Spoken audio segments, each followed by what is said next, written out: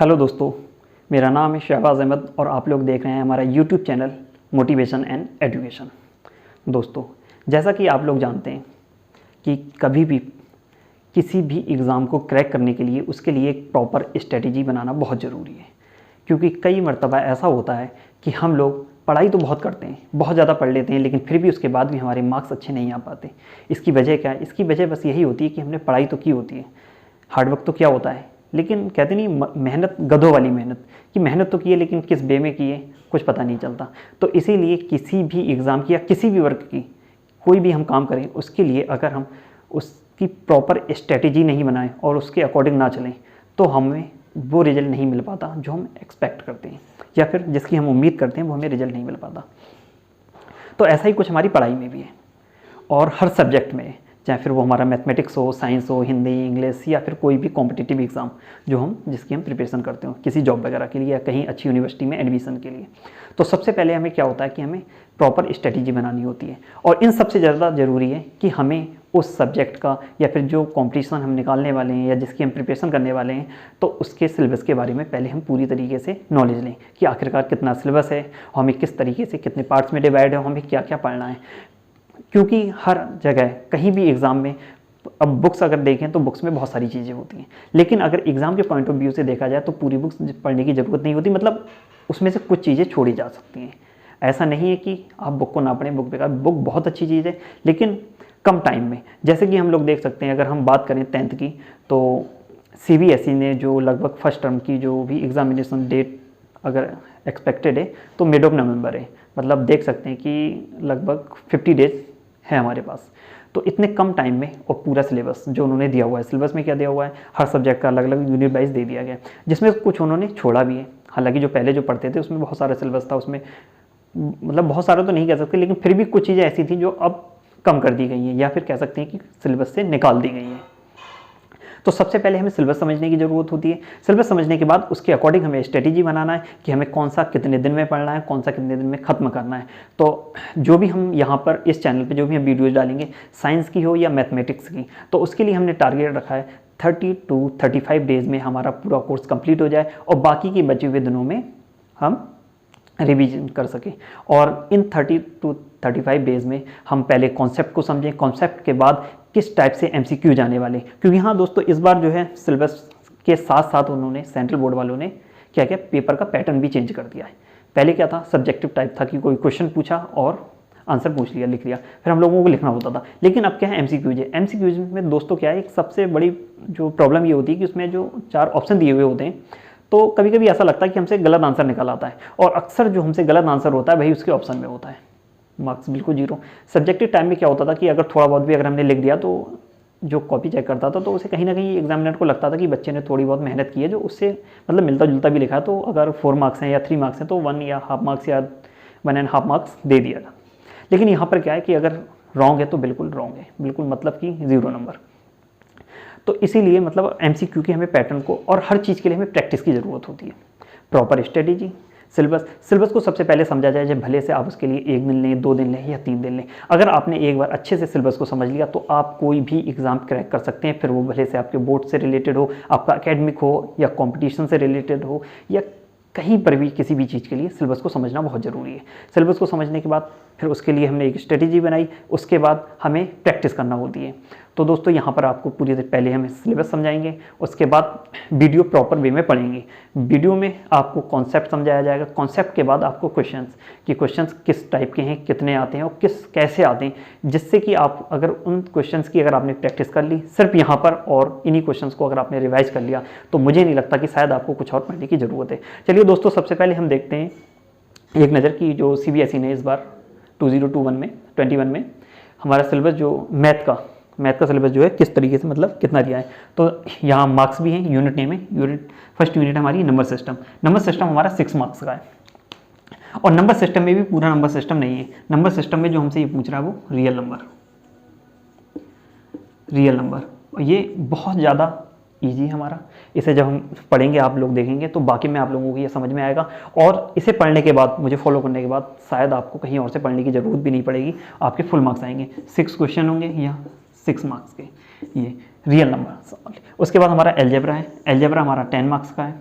फिर coordinate geometry 6 marks, geometry 6 marks, trigonometry 5 marks, mensuration 4 marks, statics and probability 3 marks. ये total मिला के दोस्तों जितना है हमारा ये 40 मार्क्स का है। और 10 मार्क्स जो है आपके इंटरनल असेसमेंट के, टोटल 50 मार्क्स का है। और ये 40 मार्क्स जो है आपको 90 मिनट आपको मिलेंगे। इसके लिए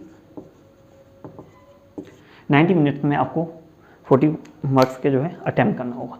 और दोस्तों हाँ, हो सकता है सेकंड टर्म ना हो, जैसे कि इस बार हुआ था कि कोरोना की वजह से एग्ज़ाम कैंसिल हो गए थे। अगर इस बार ऐसा होता है और आपके फर्स्ट टर्म के एग्ज़ाम हो जाते हैं तो दोस्तों जो भी आपको मार्क्स मिलेंगे वो सिर्फ टर्म 1 के बेस पर ही मिलेंगे। तो इसलिए टर्म 1 को में हमें जितने ज़्यादा हो सके उतने ज़्यादा मार्क्स गेन करने हैं, जो भी मेहनत आपकी यहाँ पर करनी है।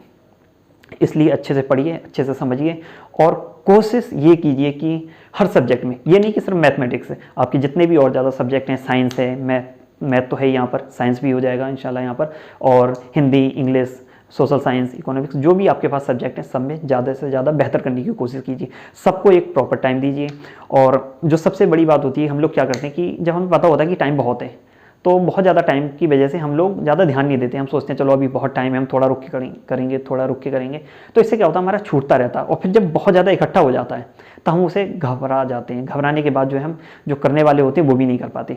तो इससे जो थोड़ा सा हमारा बैलेंस बिगड़ जाता है। अगर सबसे अच्छा पढ़ने का तरीका ये है कि रोज़ जो है आप एक टॉपिक बना लीजिए। फॉर एग्जांपल जैसे हमारा नंबर सिस्टम है, नंबर सिस्टम में अगर हम पढ़ाएंगे रियल नंबर में जो भी एक टॉपिक पढ़ाया जाए उस टॉपिक को हम उसी दिन कवर कर लें। मतलब जिस टॉपिक को पढ़ाया गया तो उस टॉपिक को उस दिन इतना पढ़ लें कि उसके बाद दोबारा उसे पढ़ने की ज़रूरत ना पड़े, कि कभी भी देखा नोट्स उठाए से शॉर्ट नोट्स और सीधे रख दिए, कि मतलब दोबारा पढ़ना ही नहीं है हमें, आज जो है हमारा क्लियर हो गया है। और थोड़ा थोड़ा हम लोग जब करके पढ़ेंगे तो हम लास्ट में हमें टेंशन नहीं होगी। हो सकता है 35 डेज के बाद रिवीजन की बात तो हो रही है, लेकिन हो सकता है बहुत सारे बच्चों को रिवीजन करने की ज़रूरत ही ना पड़े, क्योंकि उन्हें सब कुछ पहले से ही इतना सब कुछ होगा, क्योंकि वो लोग प्रॉपर नोट्स बनाएंगे, प्रॉपर तरीके से रिवाइज करेंगे रोज़ का रोज़। इस वजह से जो है ज़्यादा बर्डन भी नहीं पड़ेगा और हर सब्जेक्ट को प्रॉपर टाइम मिल जाएगा। तो कोशिश ये कीजिए कि जो है इस टर्म की अभी से प्रिपरेशन कर लीजिए। अभी वक्त नहीं निकला, अभी 50 डेज़ हैं और आप लोग अपने लिए 40 डेज मान के चलिए। 30 to 35 डेज में हमें हर सब्जेक्ट का सिलेबस कंप्लीट कीजिए अपने अकॉर्डिंग। और सब्जेक्ट हिंदी है, इंग्लिश है, एसएसटी है, अपने अकॉर्डिंग उसकी यूनिट डिवाइड कीजिए। मैथमेटिक्स की यहाँ पर फॉलो कीजिए, साइंस की भी आपको एसेंस सर यहाँ पर पढ़ाएंगे, वो भी उन्हें फॉलो कीजिएगा। साइंस मैथ यहाँ से हो जाएगा, बाकी की आप अपने टीचर से, क्लास टीचर से या फिर जो भी आपके सब्जेक्ट टीचर हैं आप उनसे मिलकर उसकी प्रॉपर स्टडी या अपने अकॉर्डिंग जो आपको अच्छा लगता है टॉपिक के हिसाब से आप बांट लीजिए। सबसे पहले सिलेबस निकालिए, टॉपिक बांटिए और अपने हिसाब से रोज उसे करते रहिए। देखना आपको ये तो खैर क्या है कि अब दूसरी बात ये कि अगर आपने ये किया तो हो सकता है फर्स्ट डे आपको थोड़ी सी प्रॉब्लम हो फर्स्ट डे में, लेकिन धीरे धीरे जैसे आप बढ़ते चले जाएंगे तो आपको जो है एक कॉन्फिडेंस आने लगेगा। और हो सकता है ये कॉन्फिडेंस आपको 8 से 10 या 15 दिन में पता चल जाए। आप लोग 10 से 15 दिन आप मुझे सिर्फ फॉलो कीजिए। 10 से 15 दिन के बाद आप लोगों को खुद ही ये लगने लगेगा कि हाँ बाकी में आप लोगों ने कितना गेन किया, आप लोगों का कितना कॉन्फिडेंस बढ़ जाएगा। कॉन्फिडेंस में क्या होता है दोस्तों, एक मैं आपको ये ग्राफ के जरिए समझाता हूँ कि कॉन्फिडेंस वर्सेस नॉलेज, इसका एक ग्राफ समझ लेते हैं हम लोग।